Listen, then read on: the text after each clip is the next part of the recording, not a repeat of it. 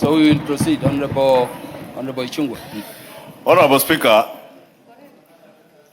stand informed, Honorable Speaker, and I want to move that pursuant to provisions of Standing Order 108.2, I beg to move that also notwithstanding the provisions of Standing Order 110, the Honorable Kibagendi be suspended from the House, the service of the House, for a period of 14 days.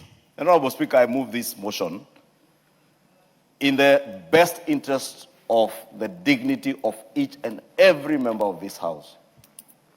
Because as Honorable Sarah Correa has said, it has become customary for some of us to appear in media stations, funerals, and elsewhere, make very disparaging remarks against either fellow members or against the House.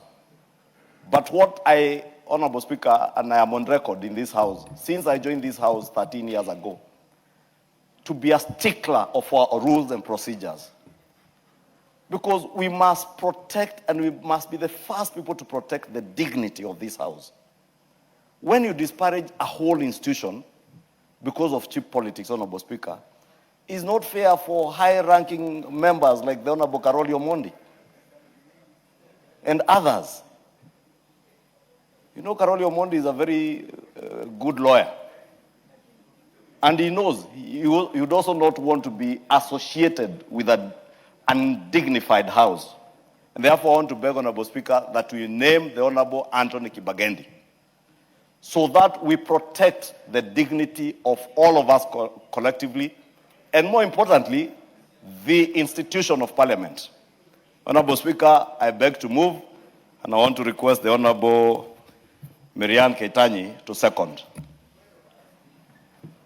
Honorable Speaker, as I stand to second, I think it is important that we all agree that the dignity of this House is far more important, and it is for all of us.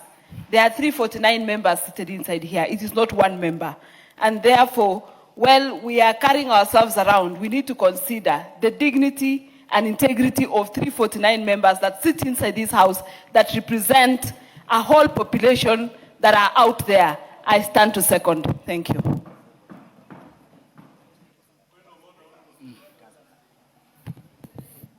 Yeah. Honorable members, I beg you look at the provisions of Standing Order number 108.